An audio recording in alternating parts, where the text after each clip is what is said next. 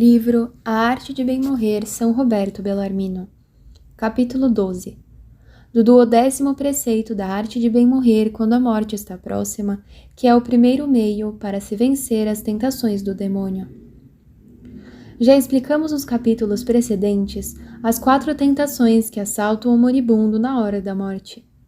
Contra essas 4 tentações, há 2 tipos de remédios que podem ser utilizados. Um para aqueles que ainda podem raciocinar, ouvir e entender aquilo que se diz, outra para todos em geral, sendo utilíssimo e muito seguro. Quanto ao primeiro, se a tentação impugna a fé católica, não se deve de modo algum disputar com o diabo, mas devemos geralmente advertir àqueles que são tentados que se a tentação é da natureza de Deus, que é um em essência e trino em pessoas, deve-se instruir o enfermo de modo a mostrar o quão grande é a sua ignorância a respeito das coisas criadas, não somente espirituais, mas também corporais. Certamente, a maior parte dos homens não consegue se persuadir de que cada estrela do firmamento é muito maior do que a Terra, e, no entanto, os matemáticos ensinam que isso é muito verdadeiro. Assim sendo, se uma coisa corporal não pode ser conhecida por muitos que creem nos homens doutos, por que não haverão de crer naquilo que o próprio Deus revelou aos apóstolos e profetas e foi confirmado por tantos sinais e milagres? Se a tentação pertence às coisas que Deus fez e faz todos os dias, como todos nós cremos, entre as quais está a transubstanciação do pão e do vinho no corpo e sangue de Cristo, permanecendo apenas os acidentes do pão e do vinho, devemos aportar os inumeráveis exemplos das coisas que Deus realizou, das quais não podemos obter explicação racional alguma. Quem pode compreender como o mundo foi criado do nada apenas com um simples aceno de Deus? Há muitos que creem nisso e, contudo, não conseguem crer no mistério da Eucaristia. Semelhantemente, há os que creem que os corpos de todos os defuntos, depois de terem se reduzido a pó, cinzas ou devorados pelos vermes, por um único comando do Senhor, serão ressuscitados em dado momento. No entanto, todos os católicos creem nisso e o confessam no símbolo apostólico. Até mesmo Jó acreditou nesta mesma verdade de fé milhares de anos antes deles, quando disse: Eu sei que meu Vingador está vivo e que aparecerá finalmente sobre a terra. Por detrás de minha pele, que envolverá isso, na minha própria carne, verei Deus. Portanto, através dessas e das muitas obras admiráveis de Deus, as quais ultrapassam nossa capacidade de compreensão, nós poderemos facilmente crer nas outras obras divinas que a Igreja Católica nos propõe a crer, pois ela é, como diz o apóstolo, a coluna e o fundamento da verdade. Tais e semelhantes coisas podem ser propostas àqueles que são tentados pelo diabo no que concerne à fé. Àqueles que são tentados na esperança, deve-se-lhes mostrar a grandeza quase infinita da misericórdia de Deus, que excede o número e o peso de nossos pecados, como diz o Espírito Santo através de Davi. O Senhor é clemente e compassivo, generoso e cheio de bondade. O Senhor é bom para com todos, e sua misericórdia se estende a todas as suas obras. De modo semelhante, deve-se-lhes mostrar a intercessão do mediador, da qual fala São João. Ele é a expiação pelos nossos pecados, e não somente pelos nossos, mas também pelos de todo o mundo.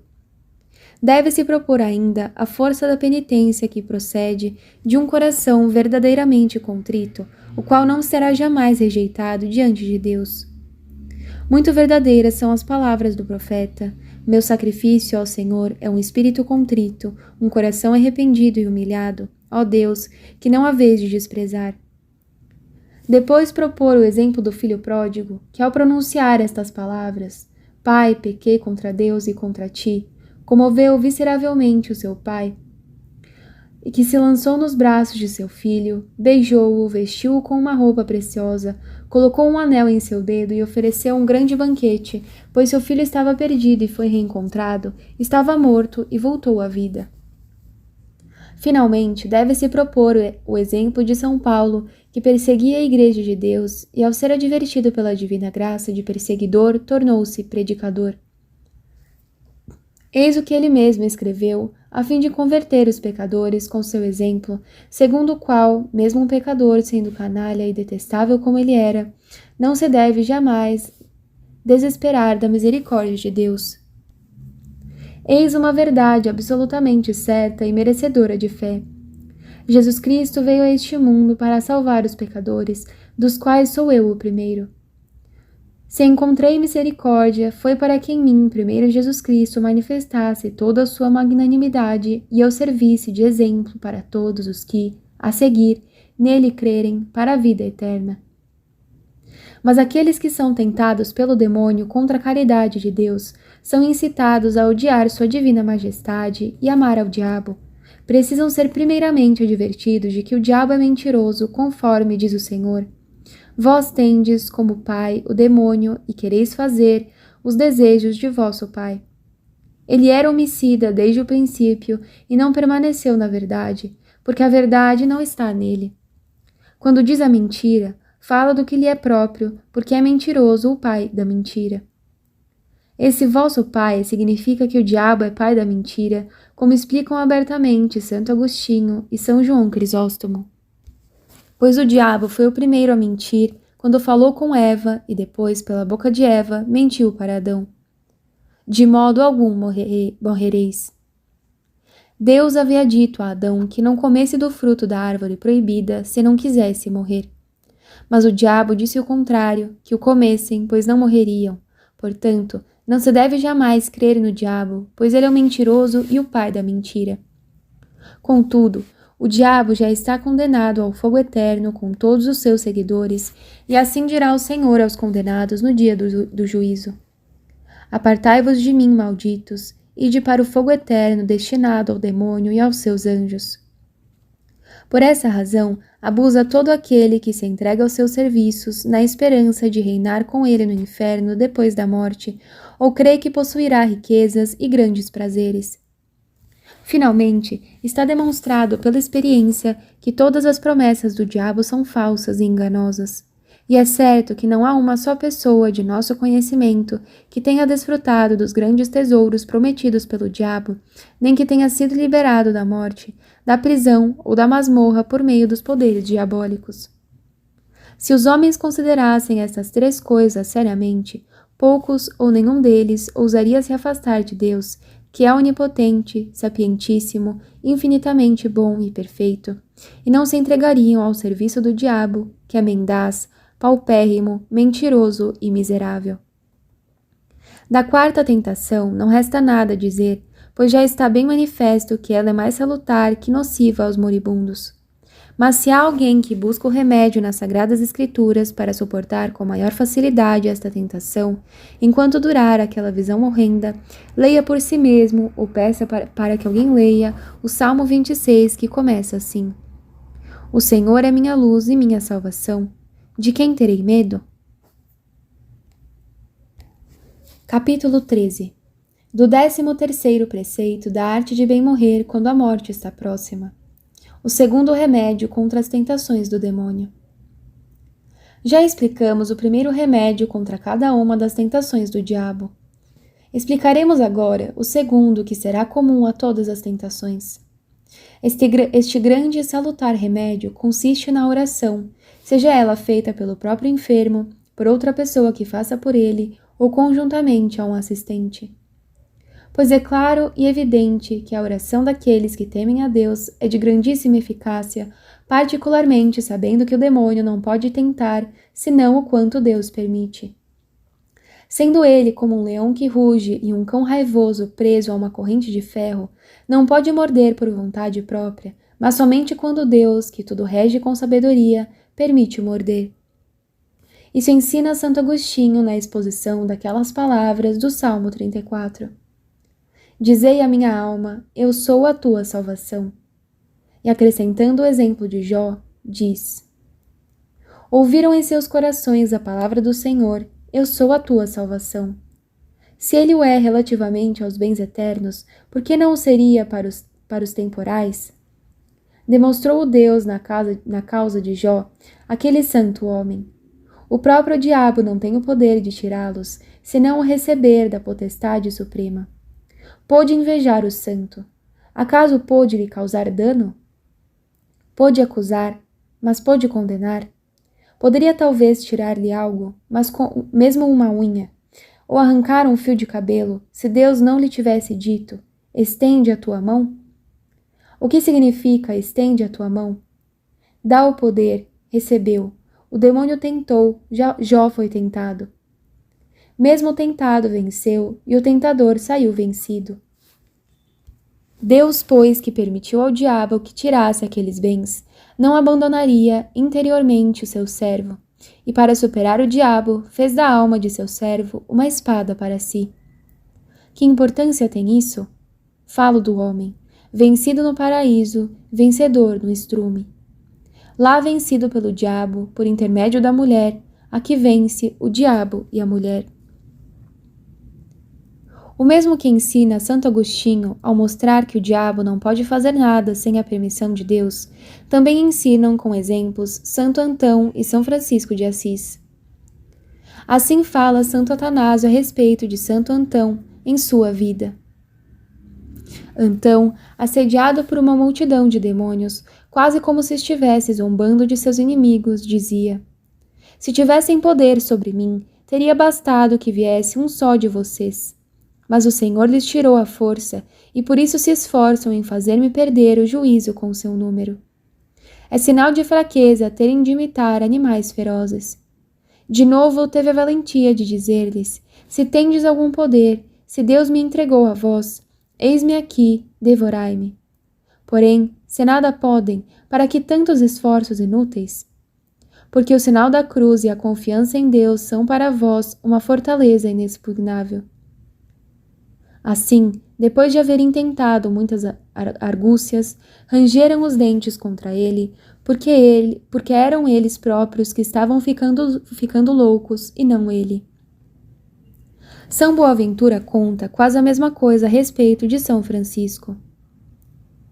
Francisco havia percebido na oração a presença do Espírito Santo, tanto mais propenso a derramar-se sobre os que o invocam, quanto mais apartados os encontra do estrépito das coisas mundanas.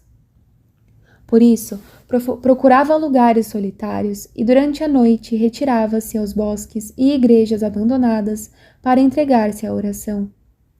E aí, na solidão, sustentou frequentes batalhas com os demônios, os quais, atacando-o de modo palpável, procuravam apartá-lo do exercício da oração. Mas ele, fortalecido com o auxílio do céu, quanto mais violentos os ataques do inimigo, tanto mais sólido parecia na virtude e mais fervoroso na oração, dizendo cheio de confiança a Cristo as palavras do salmista: defendei-me, Senhor, sob a sombra de vossas asas, da presença daqueles que me encheram de aflição.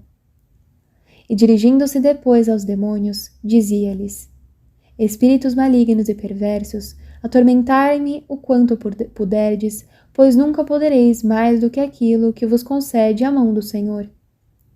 De minha parte estou disposto a sofrer com sumo gozo, quanto queira ele consentir-vos. E não podendo os demônios suportar tão admirável constância, fugiam cobertos de confusão. Uma vez estabelecido este fundamento, segundo o qual o diabo nada pode fazer sem a permissão de Deus, não resta dúvida de que a oração devota para Deus, seja pelo são, seja pelo enfermo, auxilia muito contra as tentações, sobretudo se quem ora está em amizade com Deus. Temos aqui um belíssimo exemplo de São Gregório no 4º livro dos Diálogos, no qual relata, em uma de suas homilias, algo ocorrido em seu monastério. Estas são suas palavras: um jovem chamado Teodoro havia seguido seu irmão ao meu monastério, mais por necessidade do que por vontade. E era tão insubmisso que lhe pesava muito quando alguém lhe falava da saúde da alma. Não somente não podia fazer o bem, como mal podia ouvir falar dele. Algumas vezes protestava, jurando com cólera e até mesmo escárnio, que nunca contrairia o hábito da santa conversação. E daquela pestilência que atacou a maior parte do povo daquela cidade, se adoentou e chegou à morte. No último momento se ajuntaram os monges ao seu redor para amparar sua saída com orações. Como o corpo já estava morto nas extremidades e tinha somente um pouco de calor de vida no peito, os monges começaram a orar por ele com mais afinco, quanto mais próximo se via o instante de sua passagem.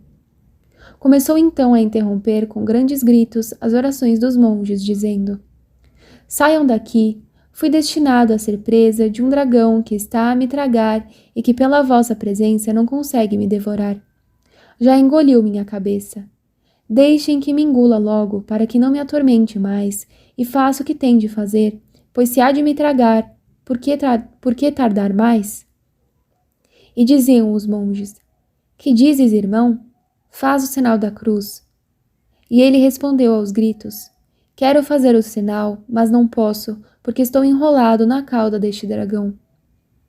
Ouvindo isso, os monges se lançaram por terra e começaram a orar com muito afinco e lágrimas por sua libertação. Então o enfermo começou a bradar: Graças a Deus que o dragão que estava para me engolir se foi, e foi expulso por vossas orações. Intercedei agora por meus pecados, pois estou preparado para daqui em diante me emendar e deixar de lado a vida secular.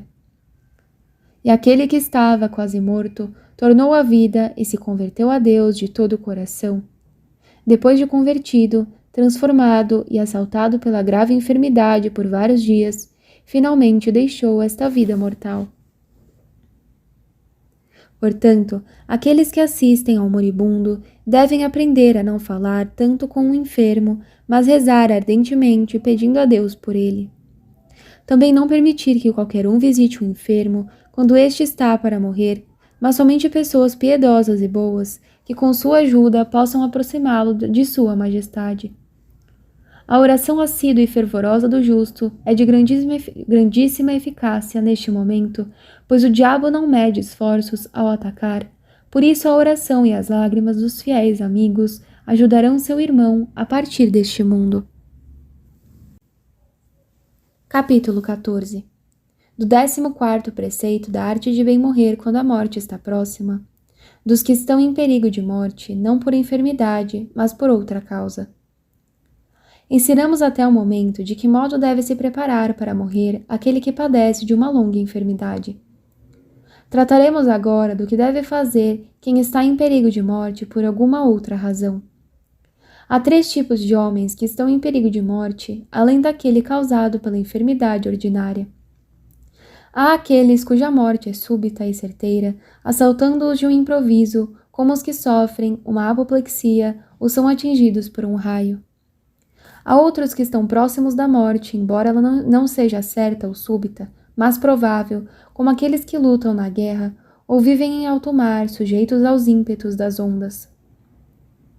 Finalmente, há outros ainda que estão próximos de uma morte que não é súbita nem incerta, que são os condenados à morte pela justiça. Quanto ao primeiro caso, não há outro remédio senão a memória e meditação contínua da morte. A este caso, pertence esta santa advertência do Senhor: Vigiai, pois, não sabeis nem o dia nem a hora. Trata-se de um pensamento verdadeiramente grave e pesado, mas muito útil e necessário, pois pode trazer aos homens muito proveito. Se o Senhor dissesse: Vigiai todos nus, expostos ao ar frio, até que congelem e vossas carnes sequem, e finalmente venham a morrer, como fizeram aqueles 40 mártires.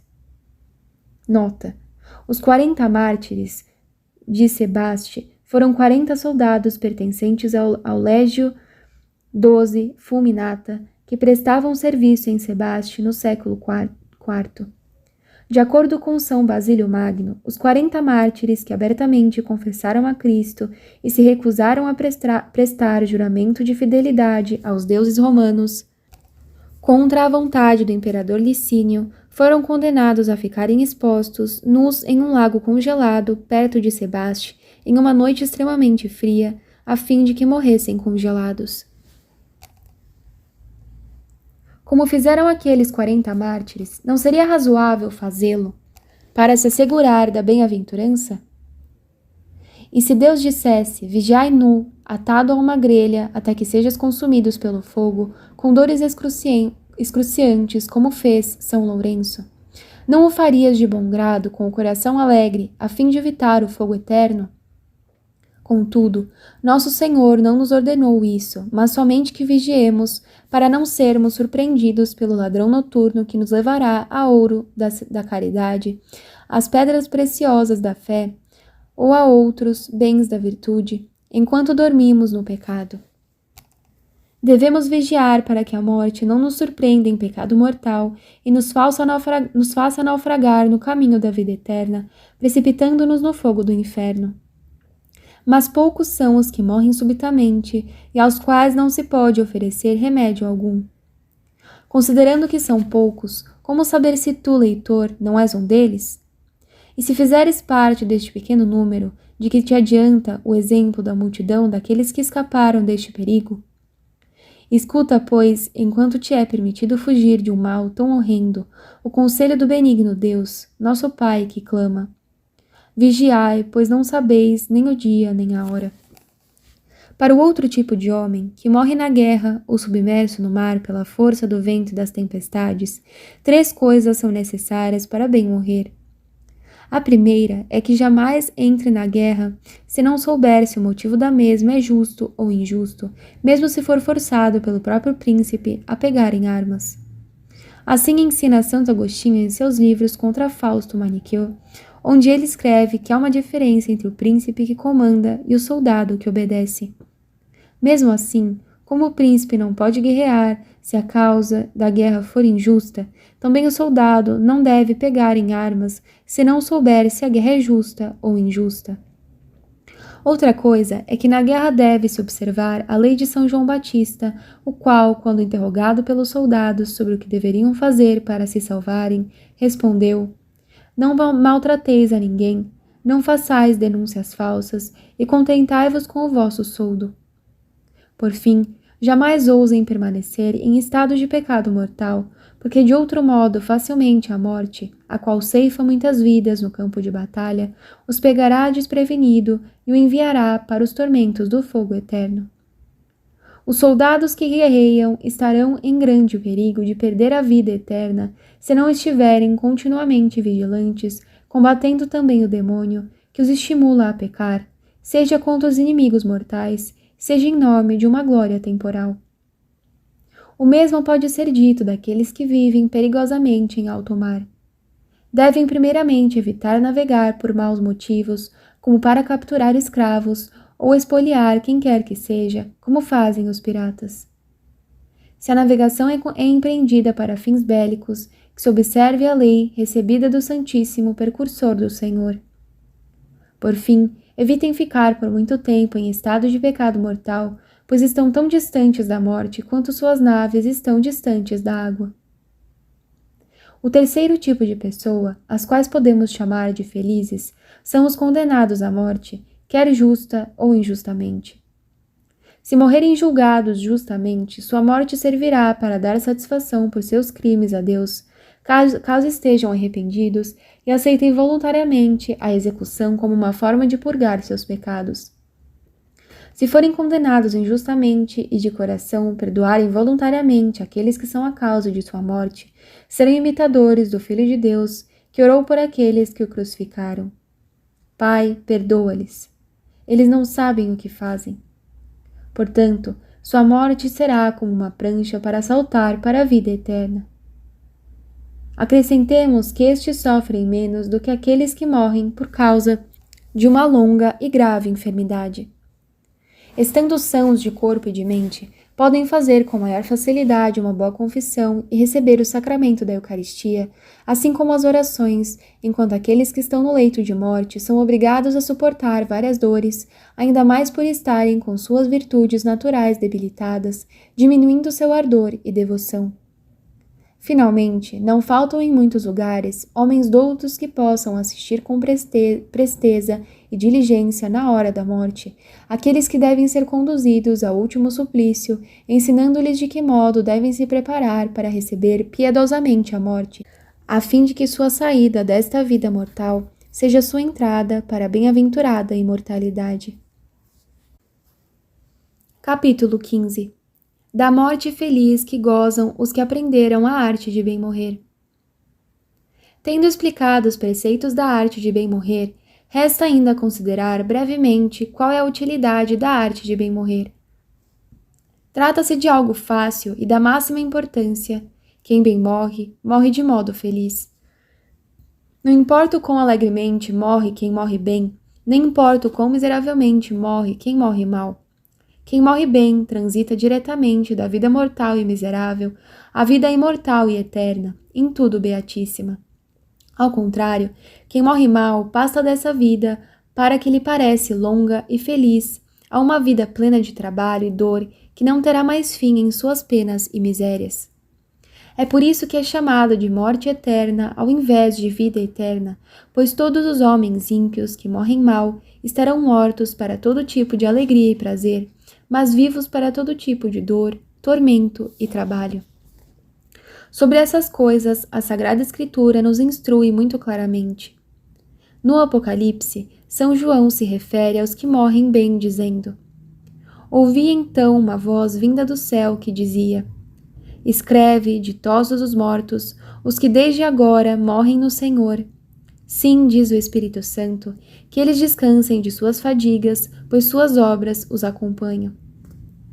Alguns autores creem que estas palavras se referem somente aos mártires, mas a opinião mais comum e a explicação mais verdadeira é que se referem a todas as almas santas que morrem piedosamente em Jesus Cristo.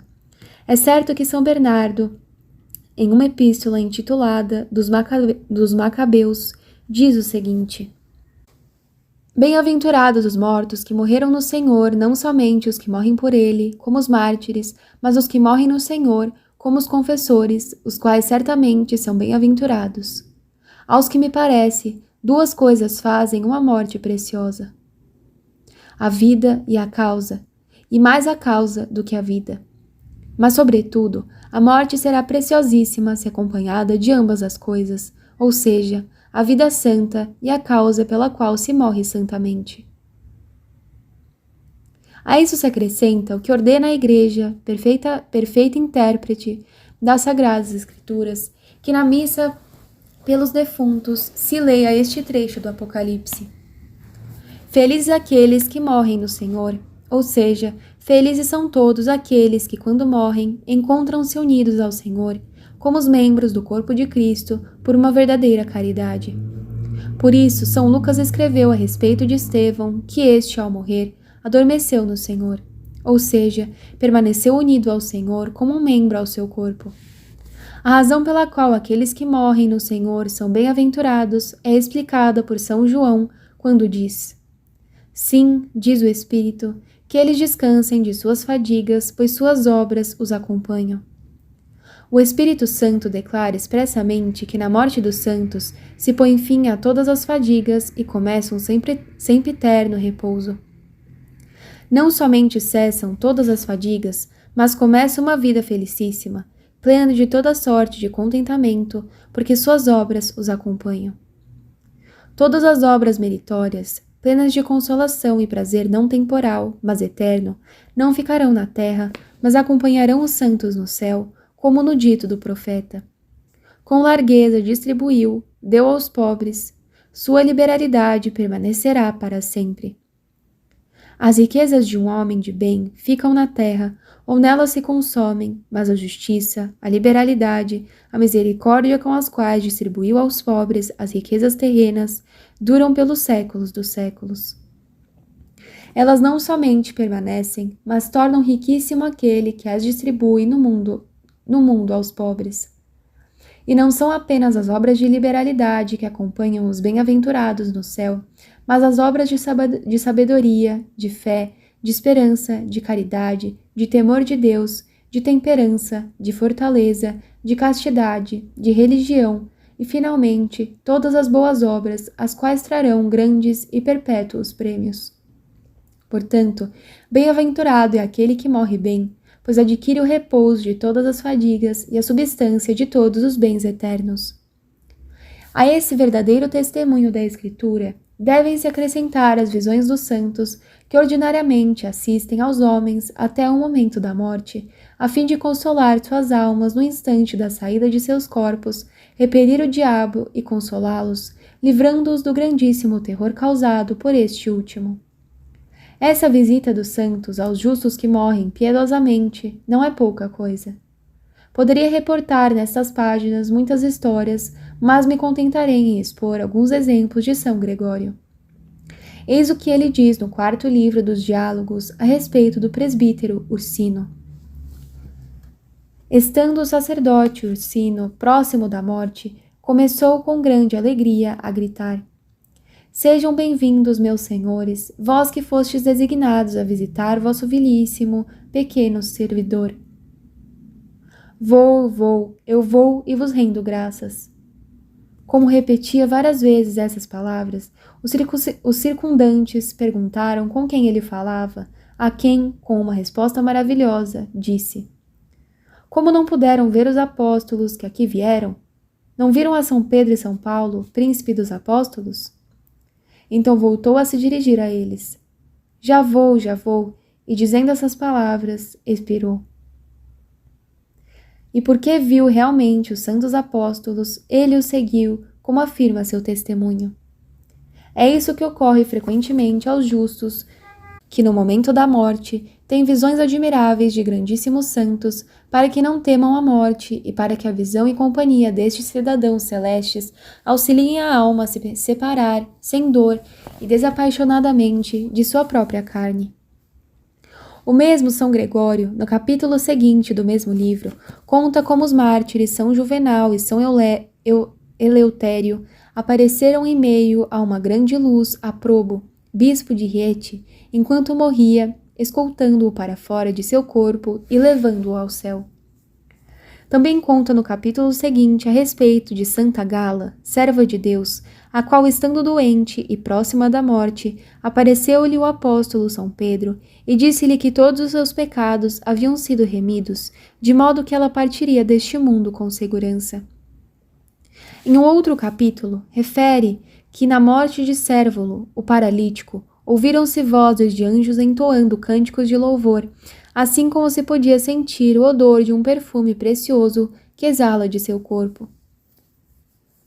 Semelhantemente, no capítulo seguinte, narra o mesmo sobre Rômula, serva de Deus, que também foi visitada por um grande número de almas santas do céu, com grandíssimo esplendor e fragrância de suavíssimo odor.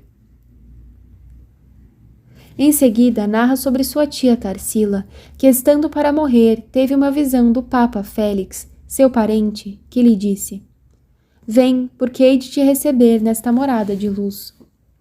Logo depois veio Cristo a consolá-la, com cuja visão expirou suavissimamente, deixando aquele lugar com uma fragrância de odor tão doce e celestial, o que dava testemunho de que o próprio autor e criador do universo estava ali.